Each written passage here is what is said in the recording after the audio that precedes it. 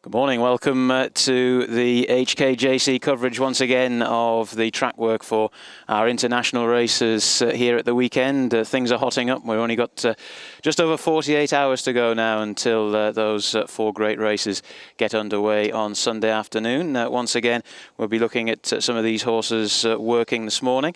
I'm delighted to say that joining me is Andrew Lejeune. Good morning, Andrew.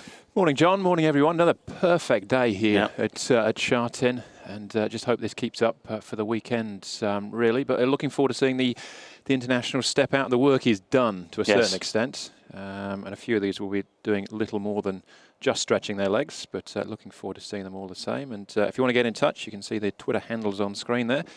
And we'd love to know your thoughts. Any questions you might like posed to some of the connections. Also, Edward Sadler will be down there for us this morning too. So we are live and fully interactive. And would love your your thoughts heading into Sunday's 4 Group 1s. Yep, now the steps are pretty much the same as they have been throughout the rest of the week. The first horses should be appearing in the next sort of 10 minutes or so. So, as we say in television, stand by.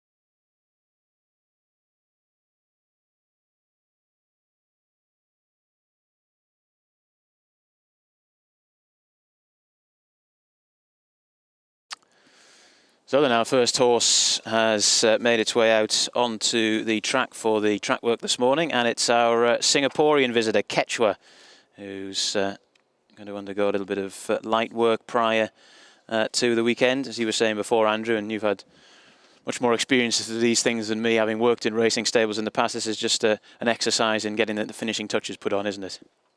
Absolutely, it is. A lot of trainers do like to just give their horses a nice breeze, though, a day or so before the race, and that's what Quechua's doing here. He's walked down to somewhere near the 800-metre point, and will breeze for a probably 2 or 3 furlongs, something like that. So Baron Vorster on board, and Quechua, of course, in the Cup. Yep. And well, he's up against it to a certain extent, but here we go, just being allowed to stride on a touch, and this will be the final blowout. He does obviously have some very good form.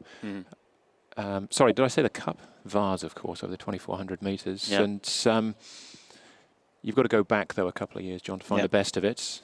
Obviously very welcome here, and we wish them the best of luck, but will be a decent price, certainly on Sunday. Well, of course, Brett Davis and Edward Sandler are our resident Singapore experts. Quechua, he's got a very good record back in his home country. But as we were saying yesterday during this show, Highland Reel is obviously a standout on form, but there is quite a competitive race for the minor positions here. If you take it as read that Highland Reel is going to win on Sunday, and of course that's never should be totally taken as read, but it's competitive as far as the places are concerned. And Quechua will be quite a big price. Baron Vorster knows the horse very well. Hasn't won since the Singapore Chairman's Trophy back in August, but ran okay in the Gold Cup, the Singapore Gold Cup the other day, under quite a decent weight, and it'd be interesting to see how he gets on over the 2,400 on Sunday afternoon. True barrier 14 yesterday, which isn't ideal for regardless of what your tactics may be, but certainly you won't want to be forcing the pace. But from that position, I suppose their hand is played somewhat for them in terms of that they will be looking to settle back, and they'll probably be midfield or maybe slightly worse. The pace will be decent, though. I think Big Orange, we assume, from barrier 7 will roll on and certainly make it a test. So it'll be a genuine 2,400 metres. It should be. There's too many horses that really need it to be. Elaine Happy Star went forward last time out here in Hong Kong, and I would expect something similar this time round too. And Highland Reel's never too far off the pace in most of his races. Anyway, we can take a look now at this. Looks like a blue saddlecloth to me, Andrew, peering at this one. Can't quite see what number it is yet. Looks like I think this is Neorealism. Yes, horse number 10, Neorealism. So Ryan Moore will be in on the saddle, on the big day for the mile. And obviously one of the 13 Japanese horses here. Doesn't have the highest profile, certainly, of them, but does have a progressive profile. He does, yeah. There's 1 or 2 horses in this race who fit that description, and still quite a long shortlist for this race. For me, still trying to scratch my head and work out who's going to win. But Neorealism, yeah, any horse that has been given the vote of confidence by Ryan Moore clearly has to be looked at more than once. Third behind Mickey Isle in the Mile Championship last time out in November. He was the winner of the Sapporo Kinnan, a Group 2 race prior to that, over 2,000 metres. He tends to alternate between sort of 16, 18 and 2,000 metres, this fellow. But as you were saying, still few miles left to go on the clock. You'd have thought 6 wins from 15 starts. He's an interesting contender. Absolutely. We've got a show coming out later on this afternoon, which will preview all of the international contenders with Steve Moran and Kevin Blake. And without stealing Kevin's thunder too much, he'll explain it in more detail. But Ryan Moore riding, Aidan O'Brien does have a runner in this race. Yeah. I say tune in and go onto the website to catch the broadcast later on. But Cougar Mountains, not the worst in this field, and Ryan's on Neorealism. Well, that's true, and of course Ryan has a very good association with quite a few of the Japanese trainers. He's a real star over there. He's a real star everywhere, Ryan Moore, but certainly in Japan, and he's decided to go with one of their horses in this particular race. And as you say, Cougar Mountains, no forlorn hope in this contest for Coolmore, so maybe that's a tip in itself. You only had the 1 start in a Group 1 so far, Neorealism. That was in the Mile Championship last time out with Ryan on board. Was beaten not very far there by Mickey Isle into 3rd spot. So he is still on the upward curve. There's no two ways about that. Whether it's a year too soon as far as winning the race is concerned, time will tell. But he may be a horse that we're sort of looking at on the international stage. He might be a horse that comes back for the Mile Championship or or the Champions Mile, I should say, or for this race itself next year. Yeah, of course, the Champions Mile won by Japanese visitor Morris last year, and it'd be good to have Near Realism both here this weekend and for future dates here in Hong Kong. He gets gate 9 on the weekend as well, so might be a little bit on the awkward side, but if any man can overcome a slightly awkward barrier draw, it's Ryan Moore.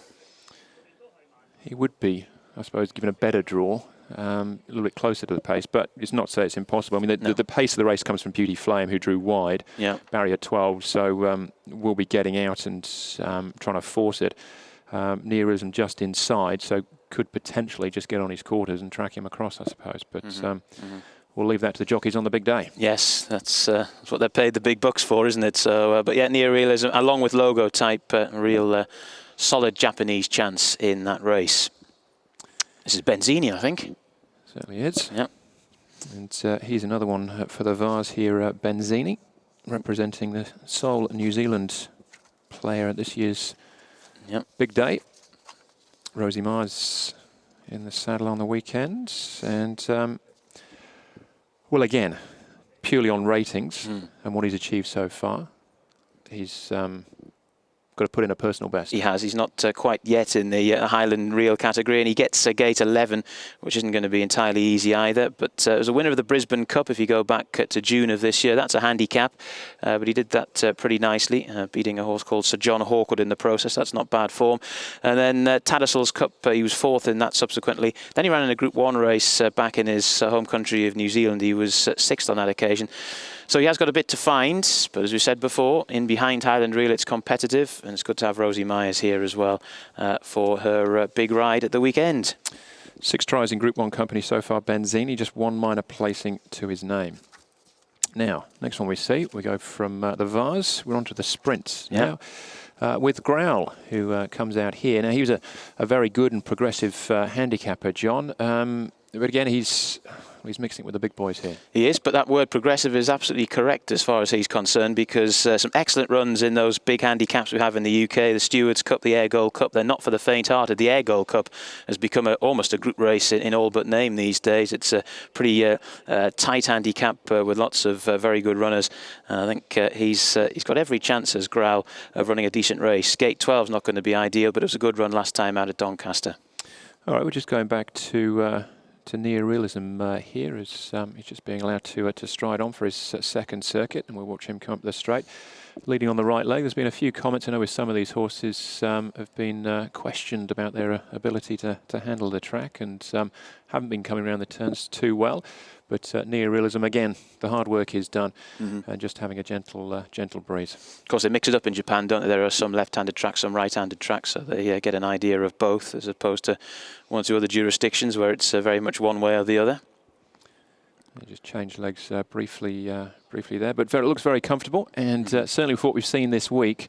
And there are a few quirky characters, I suppose, here this week, which we'll get to in due course. But Near Realism appears to be, and what we've seen, pretty straightforward. Yeah, there's a few quirky characters everywhere, not just out on the racetrack. But yeah, he does. As you said before, he's just the type of horse who's on a nice upward curve as far as his form's concerned. And like I said, there's a long shortlist for this race, and he's not one that can be crossed off with any great ease. All right, here we go back to Benzini, and he's certainly quite a taking individual, isn't he? Now he's off and going. He's got his ears pricked. Looks very nice there. And as he comes into the turn, he'll be allowed just to breeze up the straight. 2.5 furlongs, I think he'll just be able to stretch on. But again, he's just on that bottom turn now. A long swing round and past the waiting media down there in front of the grandstand. Yeah, I mean, it's a great story for Rosie Myers here to ride this horse.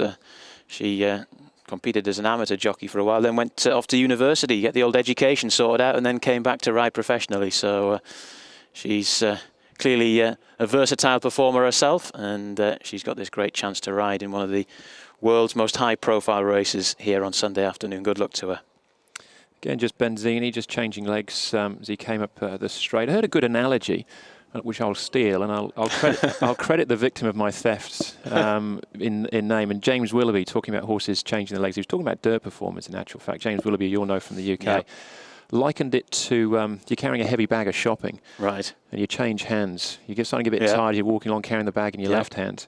Change it to your right. You just get a new lease of life and a spring in your step. And that's his analogy for a horse changing its legs. Coming around, you want to come around the bend on your right leg. Yeah. I say it was a dirt comparison he was using it for, but switching to the left, you can just sometimes just eke out that little bit of extra, and you can sometimes see them just quickening up a little bit. But I thought it was quite a good analogy for. Well, I remember next time I've got my wife's enormous load of shopping to carry back home, I'll remember that analogy. There you go. But Benzini, you certainly couldn't knock him. He looks bright. He looks well, and he comes into this race certainly of what we've seen so far again in terrific health. So wish him best of luck. That's Benzini who goes round in the Vars. Always good as well to have as many nations represented as possible in these events. And as we've said before, Benzini, New Zealand's only representative, but it's great to have him here. Now we've got Grau. Hopefully he's going to stretch his legs. And we were saying about Grau that he's progressed from these sprint handicaps in the UK, which are often pretty high quality, almost, well, they practically are group races now. A lot of horses progress from them. And he's run very well in the Stewards Cup, the Air Gold Cup, both of those races over 6 furlongs, as we say in the UK, 1,200 metres here in metric land. I think he's not drawn a particularly good gait, but I think he's the type of horse, the curve is going up in terms of improvement. And I think he's an interesting contender. And certainly, if he was mine, I'd be very interested about his progress next season in the UK as well. So he's just had the one start in Group 1 company so far, and that was in the British Champion Sprint. That was back in October, Champions Day over there. Yep. Behind the Tin Man, who was quite a nice winner. Wasn't beaten far, was only beaten a length into second place. So given that was his first try in a Group 1, he's only 4. It's not like he's... you know, he's an ageing star. Has had a start since then, a winning one as well. So comes here in good form. Didn't kick things off until, when was he? Sort of around April, May time. I suppose it's been a long enough season. But the point being that he's still coming here as a winner, despite the fact it's the end of the calendar year and the end of a potentially long year in Europe. Yeah, and he's just improving nicely. You know, he was competing in fairly run-of-the-mill handicaps at the start of this season, and he's moved nicely into the really top echelons, and he's a very interesting contender at the weekend. We look forward to seeing how he gets on. All right, just while you watch Grau, we've just seen Benzini, and we can head down to Ed now with more. Thank you very much for that, Andrew. I've got Harry Bull with me. Harry, welcome to Hong Kong. Were you happy with what you saw from Benzini just before? Yeah, he was just there. Needed to do a bit of an easy run round. He did a lot of work at home before coming across, and he only ran 2 weeks ago, so he was ready to go by the time he got here, and he just did a nice easy workout this morning. How's he travelled over here? Look, I'm not gonna lie, he took a few days to settle in, but he's back on his game now, and he'll hit the race 110%. When did you first come up with the plan to bring him over to Hong Kong? Oh, we had Paul Beamish got hold of us and said, I think you should have a go at this, because we're a right-handed horse, and you know, we waited a long time to get the call up, but it came, and look, it's a dream come true being here, and I've got to say a big thank you to the Hong Kong Jockey Club, and they've looked after us and my family, and yeah, it's just a real honour to be here. He's a Brisbane Cup winner going back to the winter down under. Looking at his form and looking at how the race will be run, it looks like will be a strongly run 2,400 metres. Is he a strong stayer though? Yeah, that'll suit us a lot. We'll get back from the draw, and we'll look for a bit of luck, and yeah, look, we're Kiwis and we love to have a crack, so we're over here. And what are your thoughts on the opposition that you're taking on? Oh, they're pretty bloody good, aren't they? Very good. All right. Well, we hope you're very good on Sunday too. Thanks for your time, Harry. Okay, thank you. Thank you very much. Yeah, they're a bit useful. And this is Benzini once again in shot. And yeah, it's just nice to hear from Harry Bull there and say how happy he is to be here. And it's a great occasion. And it's good to have as many different nationalities represented as possible. Yeah, it's a fair assessment as well. Pretty good, the field he's taking on. Just a final postscript to Grau, who are watching work there. We're talking about his progression, trained by Richard Fahey, who did, as an interesting aside, train Peniophobia when he was in the UK. He's obviously, Peniophobia progressed. He's taken mighty strides since arriving, and is last year's defending champion, but he's come off much better at the draw this year. He certainly has, yeah, although Gate 14 didn't stop him last year. Gate 1 is going to be quite handy for him this time round, so yes, that's interesting. A postscript to your postscript on Grau. Graham Lee is must be the first man to ride here at Hong Kong who's actually ridden the winner of a Grand National, going back a few years now. But he's a very versatile jockey who spent a long time over the jumps and is now concentrating on the flat. So there's some interesting stories there belonging to Camp or Team Growl, as we'd say these days. Absolutely. And again, we were just watching him stride up there.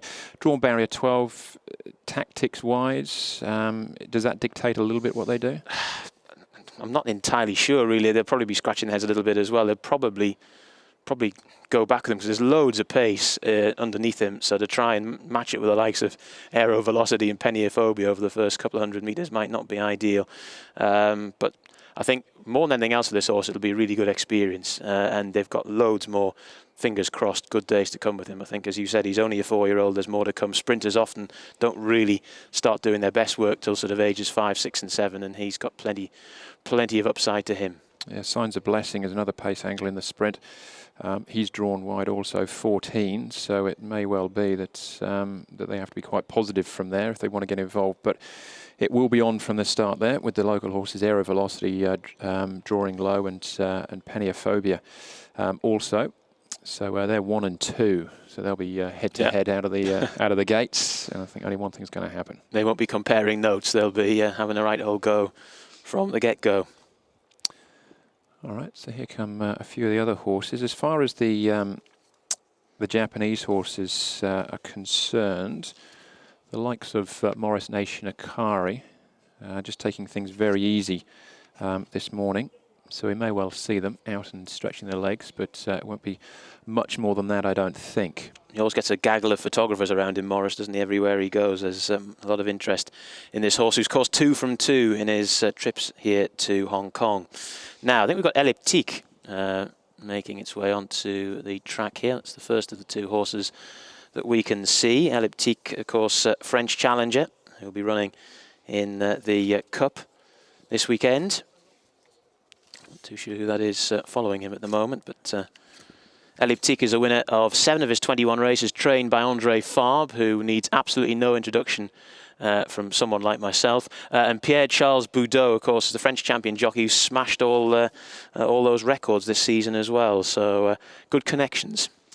Absolutely. And the French are here in numbers. We talk about the Japanese strength and depth as far as they're concerned, but a good team here from France this year.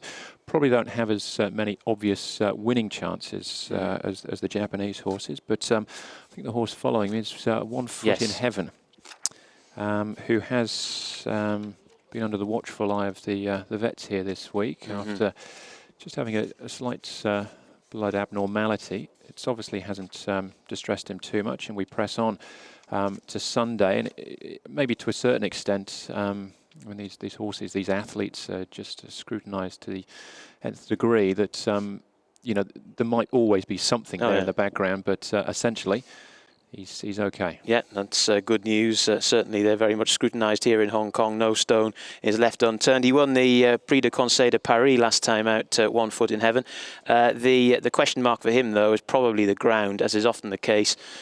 French racing is usually run on surfaces that are on the easy side, and they come here to Sha Tin, where it's going to be on the quick side on Sunday afternoon. But he wasn't that far away in the Arc de Triomphe, of course, behind that 1-2-3 of Aidan O'Brien. He finished 6th on that occasion, so that's good form. But prior to that, he's been a little bit far behind the likes of Silver Wave, who you would think might have a slightly better chance. So it's how you weigh up the form between those two. But they're 2 interesting challenges.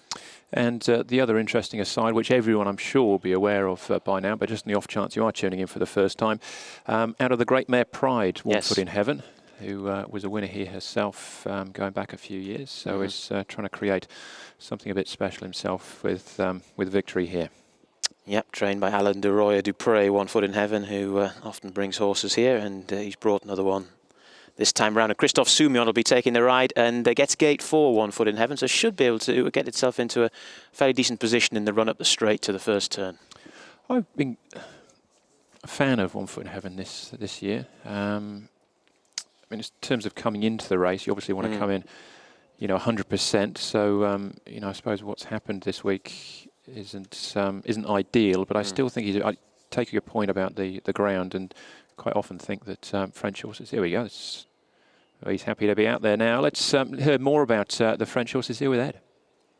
Thank you very much for that, Andrew. Well, a familiar voice to us here in Hong Kong is, of course, that of Catherine Ford. Catherine, great to have you here. It's great to be here, Ed. We love coming to Hong Kong every year. It's a great climax to the racing season. Having a look at One Foot in Heaven on screen, he's a horse that's coming over here this year for the big races. What do you make of his chances? One Foot in Heaven, I think he has an interesting chance. Obviously, he's the son of Pride, who won this race back 10 years ago. So that's a really nice story. Alain Dupré loves coming here to Hong Kong. You've always got to respect his chances. And the horse is coming into the race well. I mean, it's been well documented that he's had a slight blood abnormality at the beginning of the week, but I spoke to Alain Dupré yesterday, and he seemed to think that the horse was well enough in himself and that it wasn't going to be a problem. Leptique is the European raider going over for the Vase. Group 1 winner going back a few starts ago. Is that sort of form good enough to beat the best that Japan has brought over here? Elliptique in the mile, no, in the cup, sorry. In the cup, I think on all form that he's shown so far, I think it's going to be a pretty tough ask for this horse. And the Vase, we know that France have got a terrific record in the race. Who's the best of the French raiders, do you feel? Well, I really like Silverwave. He was a horse that I liked a lot running up to the Arc. He didn't put up his best performance that day, but if you put a line through that, he won the Grand Prix de Saint-Cloud, who won the Prix Foix in good style. He's a horse that could come up with a surprise. Obviously, Highland Reel is going to be really tough to beat in this horse, but I like Silverwave. Could you make excuses for his Arc run, or is it just better to forget about it? No, well, I spoke to Pascal Barry yesterday, and he hadn't come up with anything particular to excuse that run. But if you look, a lot of the horses that ran in the trials at Chantilly 3 weeks before didn't repeat that performance. Chantilly is quite a tough track, so it's maybe hard to run there for the trial and then go back and run again for the big race. So yeah, possibly that. So hopefully he's back to his best this week. Would he be one of the better chances then of a European winner on the meeting? Well, yeah, I think so. Well, Highland Reel is probably the big European hope. Obviously, the French are hoping that we'll be able to beat him in the Vase, which has been a very successful race for the French in the past, with kind of dual winners like Dr. Dino, Daricana, who else have we got? Flintshire, Dunedin, they've all been in one for France, so it would be nice to get back on the score sheet. Then we've also got Signs of Blessing, of course, in the sprint, who was pretty unlucky with the draw yesterday. Glum faces all around with the number 14, so... he's a great horse, a great sprinter in Europe. See how he takes to this track with a turn and the very pacey Hong Kong horses. He's a horse that likes to lead usually, but he's going to change tactics this time. Yeah, looks to be a lot of speed in that race. Great to catch up with you, Catherine. Enjoy the rest of your week here. Thanks very much. Thanks for having us. We love coming here.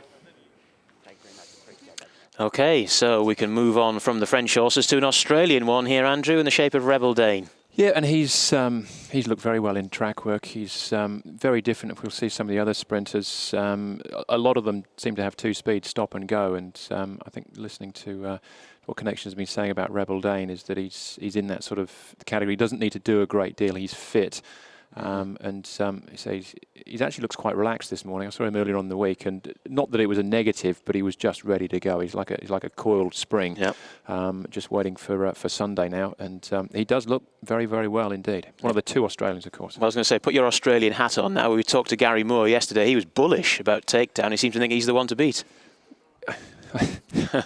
I think he's necessarily the one to beat, but I certainly think he's in here with a big chance. Rebel Dane would have to put up something like a career best performance, I think, to win here. Yeah. The Australians obviously known around the world for their sprinters, and it's great to have two of them here. But can they beat some of Hong Kong's and some of Japan's best?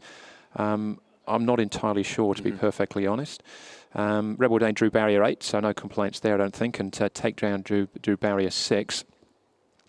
Will he win it? I won't be putting him on top, put it that way, but I certainly don't think he's going to disgrace himself. But as I say, it was just interesting. Gary Moore's bullishness yesterday was something to behold, raised an eyebrow or two. We can move on now to the 9 horse. This is Highland Reel. Yeah, and he's being allowed to see him again. To stride on down the back. He's doing plenty here.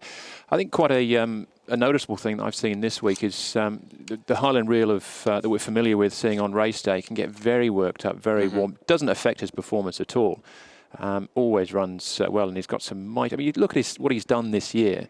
You know, King George win, second in the Arc, Breeders' Cup, now here in Hong Kong. I mean, he does, obviously, without stating the obvious, set a very, very high standard. But interesting to see that he's actually being allowed to stride on here. He certainly looks fit. I don't think there's any issues with that, but he's just having a bit of a pipe opener. Certainly, he can't be described as not having done his work this year. And he's the only world-class racehorse in this field, absolutely bona fide world-class racehorse, having been second in the Arc and then winning the Breeders' Cup last time out. And I thought last year was the kind of making of him as a racehorse as well, because when they took the top turn, he was struggling a bit, and then he really had to put it in to beat Flincher, and it was a high-quality performance. There was no Flincher in this time. That's Cougar Mountain, who's just been following round. He's, of course, going round in the mile. I quite like Cougar Mountain as an individual. Didn't necessarily. He's coming for the Breeders' Cup as well. Obviously, wasn't as successful as Highland Real over there, but wasn't disgraced in the mile. Yep. You put the two of the horses together, and Cougar Mountain takes my eye more than Highland Real. But he's got a tough ask here in the mile. But it's not to say again that he won't run with a certain amount of credit. He was pretty impressive in the Joel Stakes this year, but it's been, you know, the wins are few and far between for him, and they've tried him over a variety of trips too. And a slightly worrying stat for him as well, 10 Group 1 races and nothing so far. This is the 3-horse, is it 3 blue or 3 green? It's 3 blue, isn't it? So we're looking here at... No, is that Big Orange? No. It may well be. It is Big Orange, yes, Big Orange. You see his head, you'll know, but you can't see that. Yes, I'm looking forward to Jenny's assessment of Big Orange in the parade ring on Sunday afternoon. He's quite a type, this fellow, and I think it's a bit tricky to know whether he's really going to be able to produce his best at a mile and a half. He is versatile. The Goodwood Cup run was a fantastic performance. He has run very well over a mile and a half races in Europe, but it might be a slightly different thing here. We'll find out. But he's certainly been a grand campaigner for the Belliard. Certainly has, and that win of the Prince of Wales Stakes, Princess of Wales Stakes, I should say. Sorry, at Newmarket. I mean, obviously a very different track configuration. But his form, I mean, you think of him as being a 2-mile stayer, but I don't think he's the worst here. He's in the numbers. This is Takedown, the horse we referred to just briefly when talking about the Australian sprinters. He's strutting his stuff again. Yeah, and hard not to be taken with Takedown when you see him in the flesh. He is a beast of an animal. Lots of different shapes and sizes in the sprint this year, but you look at him and he's ready to go. Comes here in form off the back of that Winterbottom win. And I can understand Gary Moore. I think he's probably naturally quite a confident person, with good reason also. But I don't think it's misplaced. Again, very hard. With this sprint, it's very hard to come out and say X, Y, or Z will win. Yeah, you could talk me into a number of these, but Takedown would be one of them. A bit like Growl in the UK, he's really improved this season, Takedown, and we were handed a couple of days ago a wonderful DVD from our employers here at the Hong Kong Jockey Club with all the races or all these international horses to keep you occupied, burn the midnight oil with. And those 2 runs at Randwick for Takedown, he really showed not only great speed, great tactical speed, but he also showed a willingness to battle, really put his head down, and they were good performances. And I think he's definitely going the right way. I can understand why Gary Moore likes him so much. Whether he's going to win the race, I think, is debatable. He's got some serious competition, not least from our very own Lucky Bubbles, but he's an interesting contender. Yeah, and of course, Brother John is not listening to me, and there's a bit of rivalry, family rivalry going on between the two of those. Not drawn too far apart either, not listening to me. Comes out of barrier 4 and Takedown out of barrier 6. But yeah, on what we've seen, if you just went out there and looked at the horses this morning, if they didn't have the saddle cloths on, you didn't know who they were, you'd pick him out. Yep, that's pretty fair assessment. He's certainly quite an individual, as a lot of these sprinters are. They human sprinters are often really sort of muscular specimens, aren't they? And certainly equine ones as well. And he's going to be... Well, it's going to be great to see him. And it was absolutely... Well, it was spellbinding when Chautauqua came here towards the back end of last season to win the Chairman's Sprint Prize. A shame that he hasn't been able to make it, but it's always great to welcome some of the top Australian sprinters here. Oh, he's well. Having a little bit of a buck and a kick. We'll come back to him as we see... one here just getting... Elliptique. Yeah. just being allowed to stride. I didn't notice the French horses have actually done. Maybe I've just they're the ones I've been seeing this week, but have been noticeable. They've been doing a little bit more than some of the others, and again, just switching leads as he comes into the straight, but doing this nicely on the bridle. Yep, he was a winner in Germany, wasn't he, Elliptique this season? That was his Group 1 victory. But soft ground again. Yeah, that's always the case when it comes to looking at European form. Always take a check on the ground. Just going back to One Foot in Heaven as well, just briefly when speaking about the French horses, that arc was run on quite quick ground. There he is now. Yeah, that arc was run on for the arc quite quick ground, so that would possibly give you a little bit of optimism about how he'll go on the surface here. This will be the fastest surface he'll have ever encountered, I'd have thought, but he might just go okay on it. Yep. He's one of the horses, again, that you could talk me into. Certainly as far as a place is concerned, there'll be no prizes for guessing. He'll be on top for me. As far as the winner is concerned, because I think they're all needing Highland Reel to underperform to a certain extent, or something just to put in just an incredible performance on the day. You know, if something got a very soft lead in front and got away, sort of a la HKIR last year in the Cup, and Highland Reel got caught up in traffic at the back, which I can't see happening, but all these things are possible. The only, just talking about the Vars generally, the only fly in the ointment could well be Nuovo Record, who of course ran such a fantastic race last year in the Cup, and if she's back to something like that form, she could give Highland Reel a little bit to think about, but we shall see, all in the fullness of time. Yeah, this is very true. We hadn't mentioned her at all, had we? But yeah, she was, you know, an eye-catching run behind HKIR, and another half a furlong she may well have won, but she didn't. Now, this is There's a Silver Wave, isn't it? Horse number 13 green, yes, 13 green Silver Wave. This is a horse who, of course, has run in the last 2 Prix de l'Arc de Triomphe, not with a huge amount of success, it has to be said. But in between those races, he's done pretty well. He's been a winner of the Grand Prix de Saint-Cloud, the Prix Foix as well. He also ran well in the Prix Gannet at the start of the season. So those bits of form stack up quite nicely. What slightly concerns me is that when he's come up in the really high quality stuff, the Arc, which can be a bit of a tough race in terms of the hustle and bustle, he's just come up a little bit short. Yeah, you've got to forgive him that run. If you did draw a line through it, as you say, that the form looks very good, plus a run behind HKIR in the Prix d'Ispahan. And he was one of the ones, I mean, obviously it was a big margin because HKIR, depending on who you listen to, won by 8 or 10 or 12 lengths, I can't remember now, but Silver Wave, certainly not as far as the beaten brigade were concerned, was one of the better runs and started off the Gannet, which is normally quite a good marker for the European, particularly I suppose more the French horses, as to how they're going to perform through the year, finishing second that behind Darien. And he has had a good year. You've just got to forgive him that run in the Arc. Yeah, I think if memory serves me correctly, he was a little bit unlucky in the run in his first Arc back in 2015. And yeah, I remember sitting there doing the simulcast from the HKJC with you there that night, Andrew, and I quite fancied Silver Wave. He didn't really run particularly well at Chantilly, but we'll see. Certainly, as I say, if you forgive that run, he's got some interesting form. He's finished his work, and he's followed there. I think that is Garland Gary. Ah, yes. Who we see for the first time this morning. Didn't see him yesterday either, so he's a new one, of course, for Corinne Baran-Barbet. Now Edward's got Pascal Barry with him. Edward, over to you.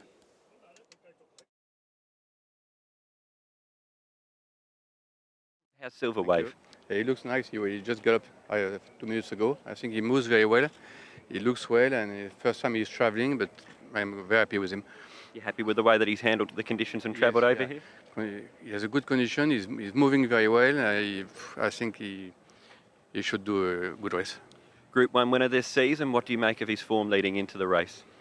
Yeah, he has been very consistent this year because he won a Group 1, he won a Group 2, finished second in the Group 1.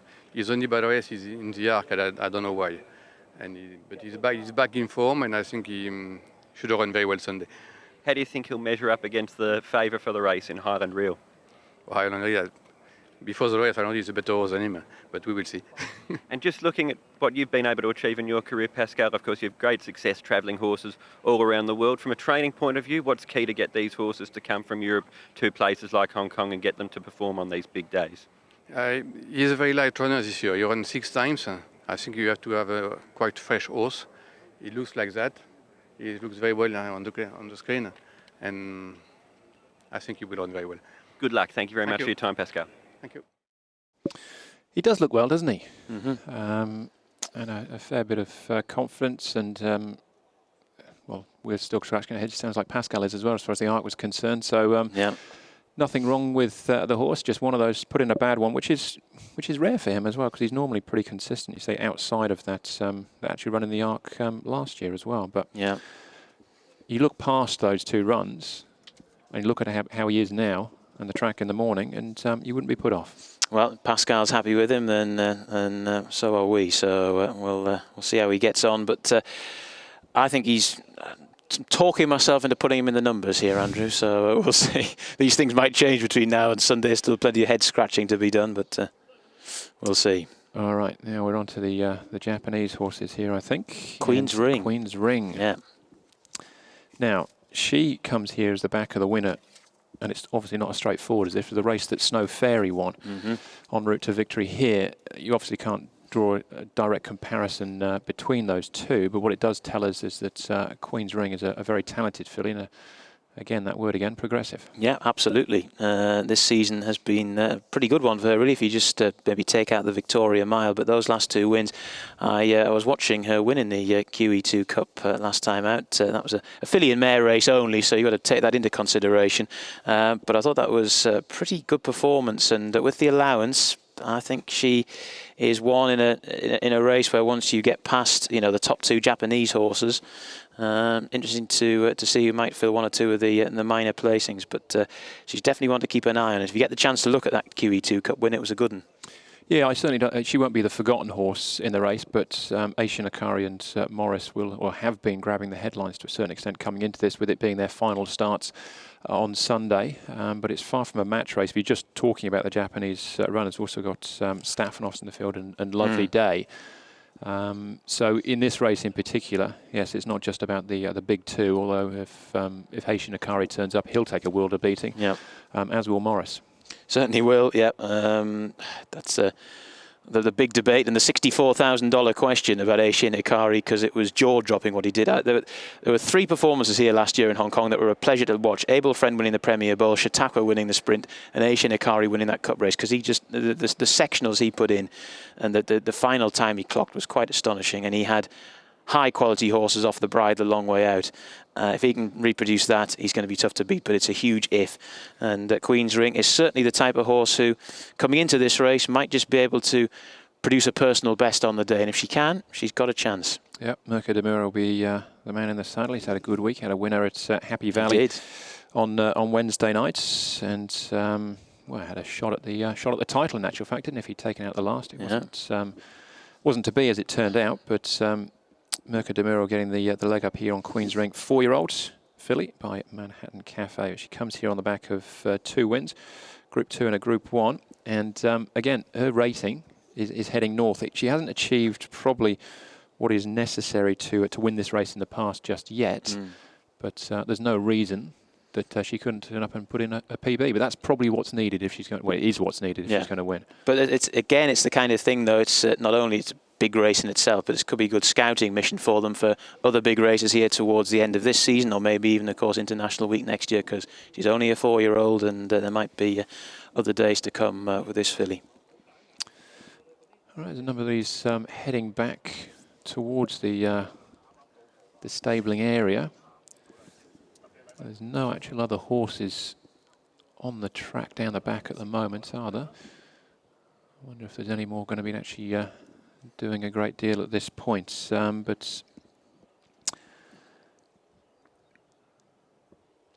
that is take down once more as he walks back in. It's quite a good exercise. Talking about it, I'm very taken with how he looks. It's quite a good exercise, probably more so on race day, to go down to the yards, put your race book in your back pocket, have a look. All right, this is a 1,200 metre sprint. It's good ground, and just try and pick the best sort for that race without looking at the. It's harder to do in the big races because the horse is a bit more familiar. But you might be surprised with your success rate. Sometimes it's well, for those of you who are not familiar with our broadcast, Jenny Chapman does that job for us on on a race-by-race basis here in Hong Kong, and she will often uncover a type of horse to run well at a big price. The form book might not say the horse can run well, but appearance-wise, she rates him, and they can go quite well. So there are many ways of picking winners in this game.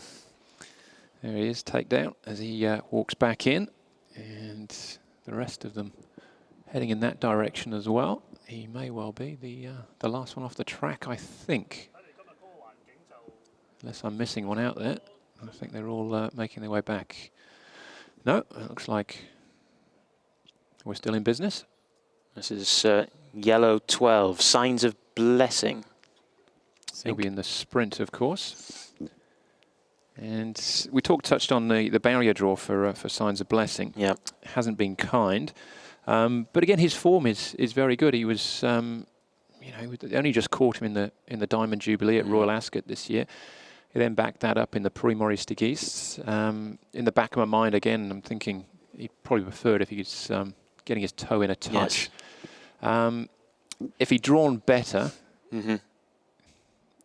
well, again, he's going to be on from the start, isn't it? You'd try and make an argument for him, but from barrier 14, they're going to have to be very, very positive, or change their tactics completely. And often, some of these European horses who come here for the first time, really quite sort of shocked by how fast they go in sprint races here in Hong Kong, and with Peniophobia and Air of Velocity and absolute plum draws to show their customary early pace. It's going to be tricky. Signs of Blessing, the question marks as well about the ground, as you've said. You'd probably be rather appreciative of a cloudburst, a downpour prior to racing, and that is not going to happen as far as all the weather information that we've been getting is concerned. By Invincible Spirit, who's of course been a top quality sire over in Europe, around the world, but certainly in Europe he gets plenty from sort of 1200 up to a mile and even further out of a mare by Seeking the Gold. And yeah, the form has been pretty strong. The British Champions race behind the Tin Man. The Tin Man was a bit of a shock winner that day, but he's a good horse in his own right, and of course Growl finished second. So the form lines tying in there, and the Prix Maurice de Guise is always a very high quality European sprint race. But for me, the draw and the ground just go against this fella. We could have rain of biblical proportions between now and then, and it probably wouldn't make a jot of difference. We had a heavy, heavy rain. Doesn't even begin to describe it last month, and we were still racing on a good track. So, yeah, you know, it's not to say he's completely ground dependent. He's won on good ground in the past, but I just think from the draw, just listening to you talk then about the tactics and everything, I just wonder whether for the Europeans, whether they're better off with a horse that is going to, you know, come from off the pace, because it always is so genuine here with the local sprinters. You're always up against it, trying to take them on and trying to lead them on their home turf. So in that respect, it may well be that you know, that it will be run to suit for Growl, who will be coming off the pace, and who's to say Signs of Blessing might just drop in as well. They might just accept their fate there from barrier 14. I think, well, there's no point in, you know, trying to burn it all and do it at burn the candle from both ends. Well, they might go crazy out in front. I mean, they went at absolutely mind-boggling early speed in the Chairman's Sprint Prize in May, the race that, of course, Trackwork passed them all to win. And Abel Friend, of course, when he won the Premier Bowl last season, he came from a long way off the pace as well. So it's a run style which here in Hong Kong isn't always advisable on a sort of day-to-day basis, but in some of these races where they really will go helter-skelter early, it might just help. All right, well, if Signs of Blessing heads off the turf and onto the dirt track, let's go back to Ed, see what he's got for us. Thank you for that, Andrew. Yes, I've got Alistair Donald from the International Racing Bureau with me. Of course, Alistair, you travel all around the world, and great to see you here in Hong Kong. It's always great to be back in Hong Kong. There's no finer place. What do you make of the European contingent for this year's international races, Alistair? Well, we're slightly lighter perhaps this year than we have been in other years. The French are here in reasonable numbers. The UK is slightly light, but you know, there are years sometimes when it goes like that. There were one or two horses that were planning to come here, and they had little setbacks or whatever. I think of, you know, Sir Michael Stout's Dartmouth, who he trains for the Queen. We'd love to have him out here, and as would Sir Michael, but you know, it wasn't to be. But no, I'm really looking forward to Sunday. There's some great racing. There always is. Absolutely. One horse that we just saw before was Signs of Blessing from France, who runs in the sprint. His form in Europe this season has been very good. How do you think he lines up against our best sprinters here in Hong Kong, and then the likes of the Japanese horses that we've got?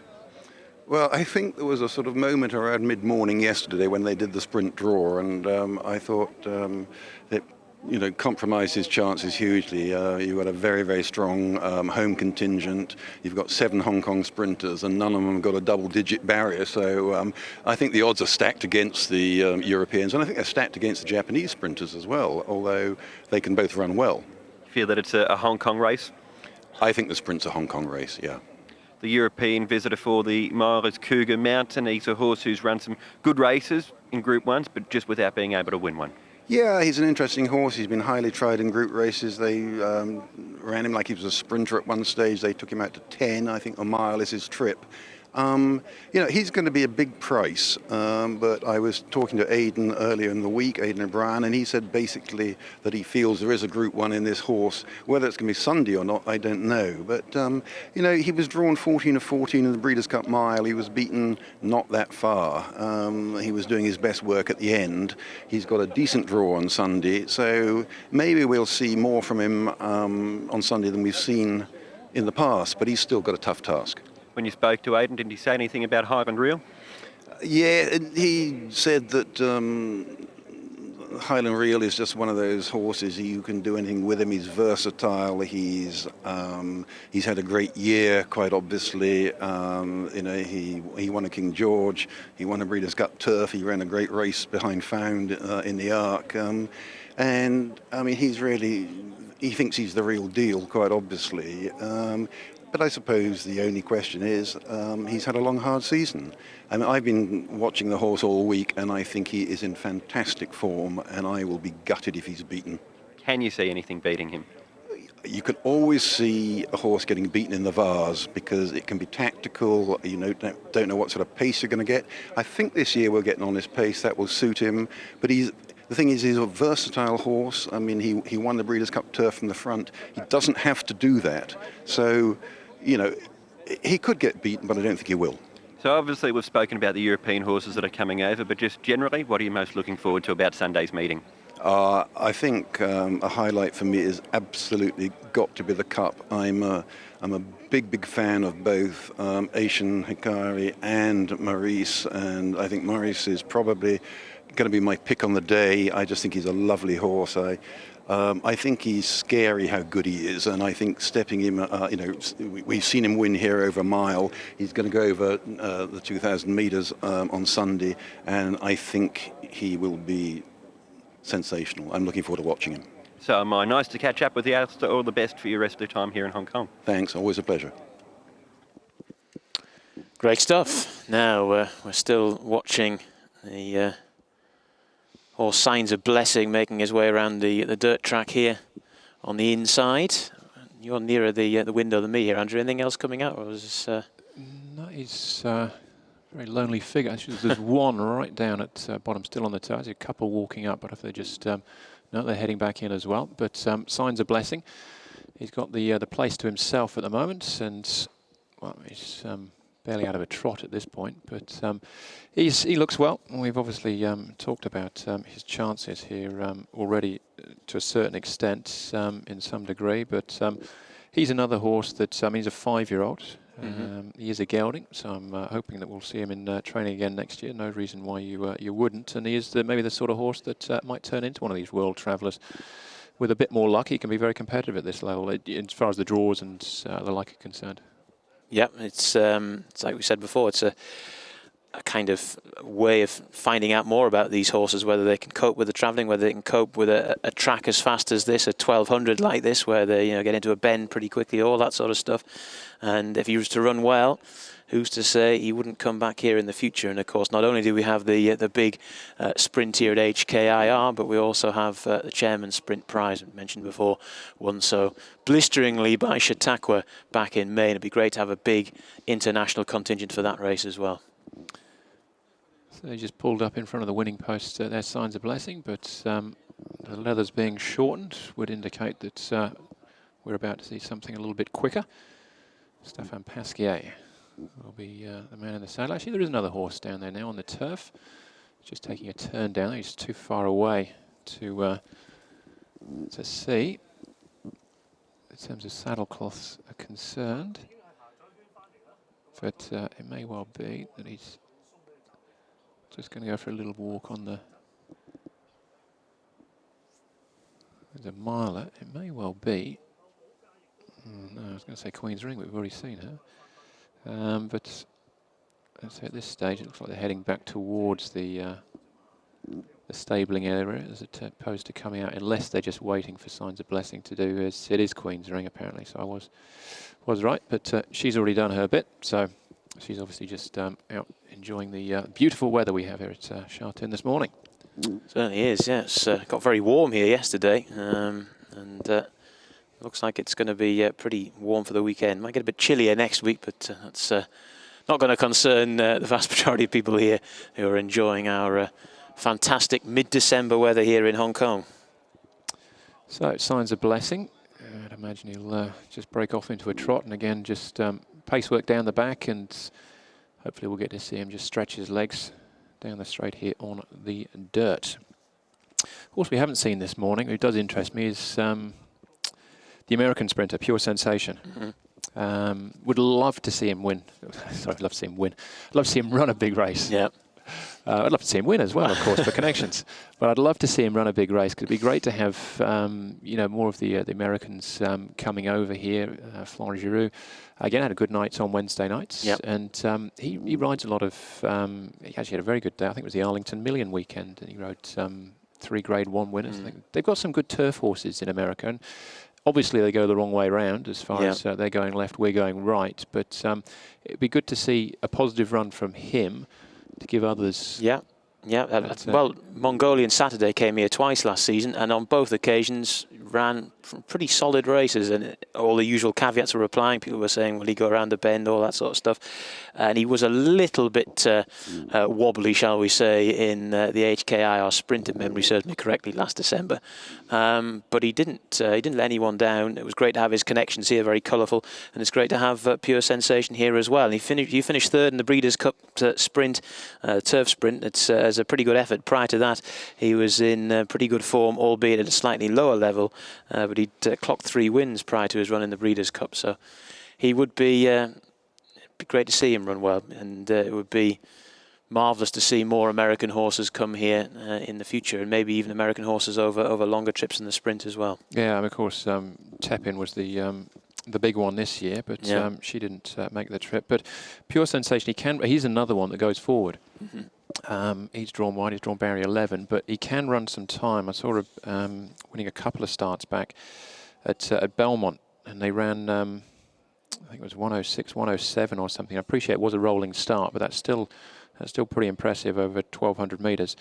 So yeah, we'll keep our fingers crossed for a big run from him. That's Pure Sensation, but we're still here with the French sprinter, and that is Signs of Blessing, who's just getting now down towards that bottom bend, and hopefully we'll just stride on a little bit up the straight. Yep.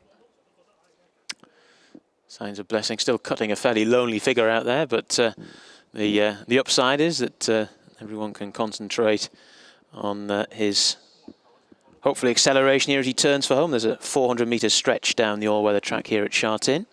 He's obviously maybe a little bit quirky, just his head up to one side, but here he goes past one of the big screens, and just striding on a touch. And again, a lot of trainers just like to give him just a little bit of a pipe opener, just to blow the cobwebs away. He's fit.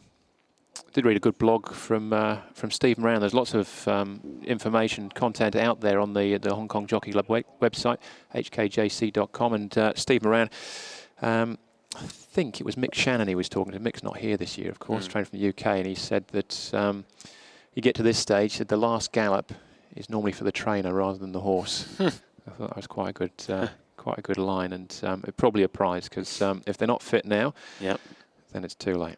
Of course, you used to ride for Henry Candy, didn't you, back in the day? So what were his thoughts on getting them ready for a big race in these circumstances? Well, we used to, and when you say ride as well, I worked for the stable. I certainly wasn't the big race jockey by any stretch of the imagination. But the general procedure was the day before, just to let them breeze up 2.5 furlongs, and that was it, just to sharpen them up. And yeah, the work was already done. If you're chasing by then, it's certainly into a big race like this, you know, Group 1, you can't come in half cooked. So none of these horses are certainly, and as I say, it's just a matter of keeping them happy and healthy. They're obviously in different surrounds here in Hong Kong for many, although some of them have returned. So it's just about keeping them interested. They're in. There's a lot of waiting around for horses and the staff as well in these sort of situations, and they should be credited a lot for the work that they do travelling. It might seem like it's a great trip away, and oh yes, I'm off to Hong Kong, I'm off to America. But there's a lot of work that goes in behind the scenes, and there's a lot of waiting around on these sort of situations as well, just waiting for the big day. The anticipation will be huge coming into this. And so what will the horses do after they've done this work this morning now for the rest of the day? What will be in their diaries? Well, without actually speaking to... it's a question we could have got Ed to ask, really, shouldn't it, rather than me. But I say they're pretty much limited to what they've got down there in the quarantine area, so they'll go back now, have a hose and a roll, and have some breakfasts, be left alone through the afternoon, may well come out for a walk just around the sand ring this afternoon. But the work is done in the morning. Yeah. Say the afternoons, under the normal circumstances, they might go on the horse walk, or they might go out for a pick of grass. But I say it's they're obviously down in the quarantine area, which is an excellent facility in its own right. But I say it would just be a case now. The horses themselves, they do the work in the morning, I say, and then the afternoon left alone, and maybe out for a walk later on or on the hot walker. But that's it. It's the morning is where the work is done, essentially. Yep. Well, Signs of Blessing has done his more or less now. He's trotting his way back to the stabling area, and he may well be the last. There is the aforementioned international quarantine area just opposite our offices, actually, here at the Hong Kong Jockey Club. We'd probably have a little look over and see how they're getting on later on, but that's where they're going back to.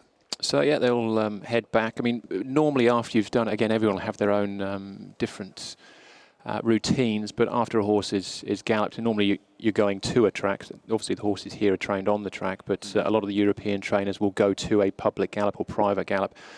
And you might walk for half an hour or 40 minutes. I know the Japanese horses, they're out and walking, quite a lot. Some do like to do more slow work and, very quick, fast work. It all depends on the trainer themselves, but they'll have it after they've done a gallop like this, or even just breezed.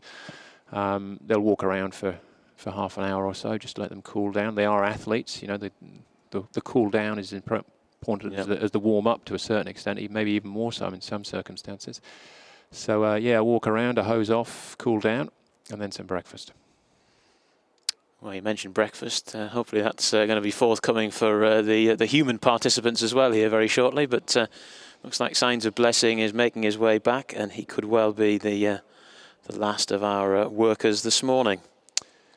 Yeah, I can't see anybody else certainly coming out. The horses that we saw there in the sand ring, I'm assuming majority of those are the ones that have come out and done a piece of work, or we haven't seen them all this morning. Some of them will just been out for a walk and a stretch, get them out of the box for an hour or so, and that may well be it. But I think as far as positives were concerned, Takedown has impressed me all way. I don't think there was any negatives. I'm warming to Silver Wave. Yes, does look very well. And good interview with Pascal Barry there and Ed's, and yeah, he could work his way into my selections. Well, Ed often mines the nuggets of gold on interviews in his interviews on occasions such as this, and what Pascal Barry said about Silver Wave, and actually what they were saying about Cougar Mountain, the possibility of him running maybe above his recent form in that particular race was interesting too. So hopefully we've managed to give you little bits of information which will help you try and find the winners of all these races on Sunday afternoon. It's been a pleasure as always bringing the track work to you. Absolutely. Head to the website HKJC for that special international preview that I mentioned before. Racing as a Win will be up there on that Saturday afternoon as well, Saturday evening, for a preview of the whole card there on Sunday. But that's it for us. Great to have your company for this live webcast this morning. We look forward to your company again on Sunday for the big one, the Turf World Championships.